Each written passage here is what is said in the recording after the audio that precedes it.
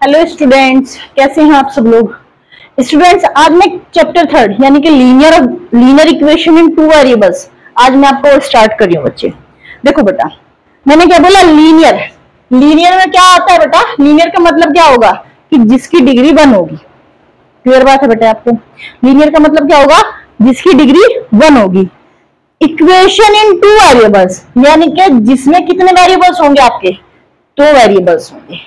Clear बात बेटा, यानी कि वो इक्वेशन जो लीनियर होगी और उसमें कितने वेरिएबल्स होंगे, आपके 2 वेरिएबल्स होंगे। क्लियर बात होगी बेटा, आपको समझ में आ गई चीजें। अब देखो बेटा, जैसे सपोज करो वो कैसा होगा, जैसे मैंने लिख दिया 2x + 3y + 4 = 0।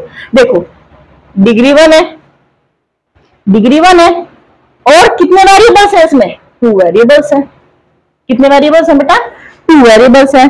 तो क्या होगा बेटा, लीनियर इक्वेशन मतलब क्या होगा कि डिग्री 1 होगी और क्या होगा, की फॉर्म में होगी, वो होगी बेटा ax + by + c = 0 की फॉर्म में। क्लियर बात बेटा। अब जब इसमें वेरिएबल्स दिए हैं तो हमें वेरिएबल्स का पता भी लगाना पड़ेगा बेटा। अब इसमें x y क्या दिया है, 2 वेरिएबल्स दिए हैं तो हमें इनका पता भी लगाना पड़ेगा। तो बेटा आपको क्या होगा, इसमें हमेशा 2 इक्वेशन दी होगी, तो वो क्या बोलेगा, इन इक्वेशंस को सॉल्व करो, यानी कि x और y की वैल्यू निकाल लो।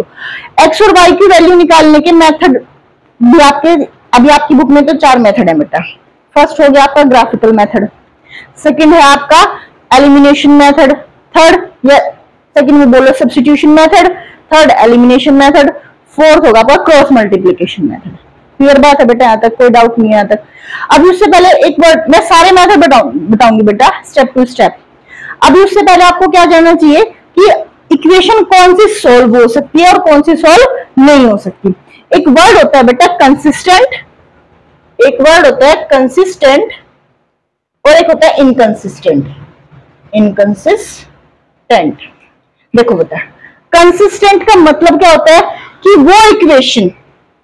वो इक्वेशन जिसका कम से कम एक सॉल्यूशन तो हो, हैज एटलीस्ट 1 सॉल्यूशन। मतलब x और y की कम से कम एक वैल्यू तो निकल के आए, ज्यादा चाहे कितनी भी आ जाए, वो कंडीशन के ऊपर डिपेंड करेगी। इनकंसिस्टेंट का मतलब है कि उसका सॉल्यूशन ही पॉसिबल नहीं है, नो सॉल्यूशन। क्या होगा बेटा, उसका सॉल्यूशन ही पॉसिबल नहीं है। क्लियर है बात बेटा, समझ में आए। तो कंसिस्टेंट का मतलब तो क्या होगा कि जो इक्वेशन कम से कम, वो इक्वेशन जिसका कम से कम एक सॉल्यूशन तो हो, तो वो हो गया आपकी कंसिस्टेंट इक्वेशन। और इनकंसिस्टेंट का मतलब जिसका सॉल्यूशन ही नहीं है, जिसका सॉल्यूशन ही पॉसिबल नहीं है। वो किस टाइप की इक्वेशन होती है वो मैं आपको आगे बताऊंगी बेटा। तो सबसे पहले मैं आपको ग्राफ के थ्रू बताती हूँ कि क्या इक्वेशन की कंडीशंस। देखो बेटा, आपका जब आप ग्राफिकल मेथड सॉल्व करोगे तो आपको ये चीजें पता होनी चाहिए बच्ची। फर्स्ट केस है कि जब 2 लाइन एक दूसरे को इंटरसेक्ट करेगी, जब 2 लाइन एक दूसरे को क्या करेगी, एक पॉइंट पे काटेगी बेटा। वो लाइन कैसी होंगी, वो लाइन ऐसी होंगी कि a1/a2 is not equal to b1/b2। अब नहीं समझ में आना। अब देखो सपोज करो इसने आपको 2 इक्वेशन दी बेटा, क्या दी, 2 इक्वेशन दी। फर्स्ट इक्वेशन इसमें क्या दे दिया, आपको बोल दिया 2x + 3y = 5। ये बेटा आपको बता दिया इसमें 7x + 8y = 6, व्हाटएवर कुछ भी दी। ये तो मैंने एक एग्जांपल लिया बेटा। सबसे पहले आपको क्या करना है, दोनों इक्वेशन की कंपैरिजन करके a1 a2 का पता करना है। अब यहाँ देखो बेटा, ये आपका 2x + 3y ये प्लस में था इधर आके माइनस में। मैंने क्या बताया, जो लीनियर इक्वेशन होगी वो किसकी फॉर्म में होगी, ax + by + c = 0 की फॉर्म में होगी बेटा। c इधर है तो मैं इसलिए इसको इधर लेके आई। क्लियर बात बेटा, इक्वल टू 0। कंपैरिजन करो, a1x + b1y + c1 = 0। क्लियर बात, 1 इसलिए लगाया क्योंकि मैंने फर्स्ट इक्वेशन इसको ले लिया। क्लियर बात बेटा, a1 की वैल्यू मेरी 2, b1 की वैल्यू 3 और c1 की वैल्यू -5। यहां तक कोई डाउट है आप लोगों को, नहीं है बच्चे। सेकंड इक्वेशन की कंपैरिजन करो, 7x + 8y - 6 = 0। तो इसकी कंपैरिजन करो, a2x + b2y + c2 = 0। a2 की वैल्यू बेटा 7, b2 की वैल्यू 8 और C2 की वैल्यू बेटा -6। क्लियर बात है बेटा, समझ में आ गई चीजें यहां तक।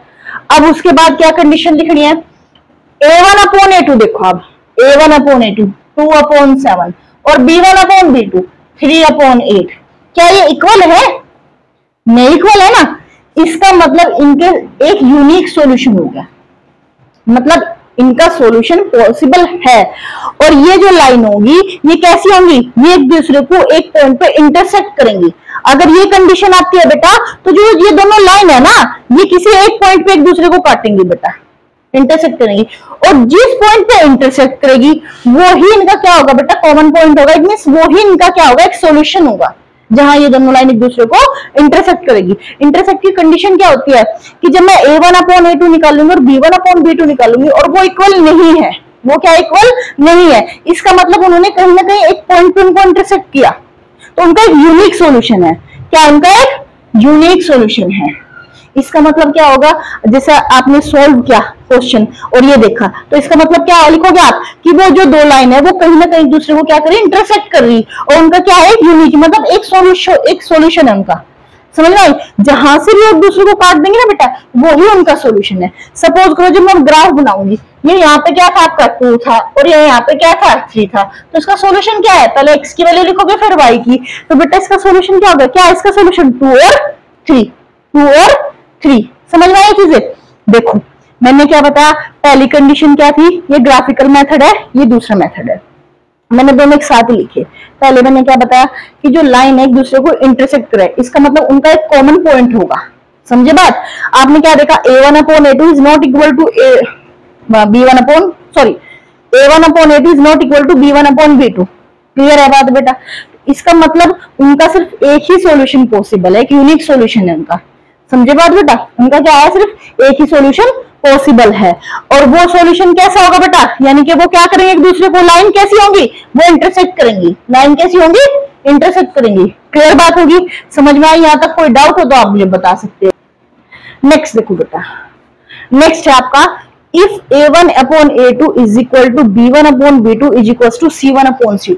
इसका मतलब क्या होता है, सपोज करो इसने आपको कोई इक्वेशन दी बेटा, x + y + 2 is equal to 0, ये होगा 2x + 2y + 4 इक्वल टू 0। आपको कोई दो इक्वेशन दे दी बेटा, क्लियर बात बेटा?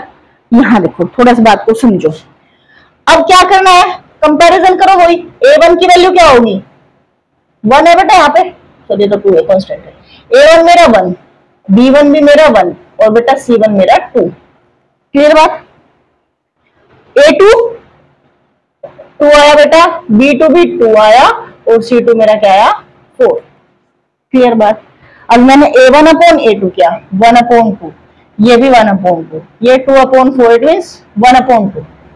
1/2 ये क्या तीनों इक्वल है? इक्वल है ना।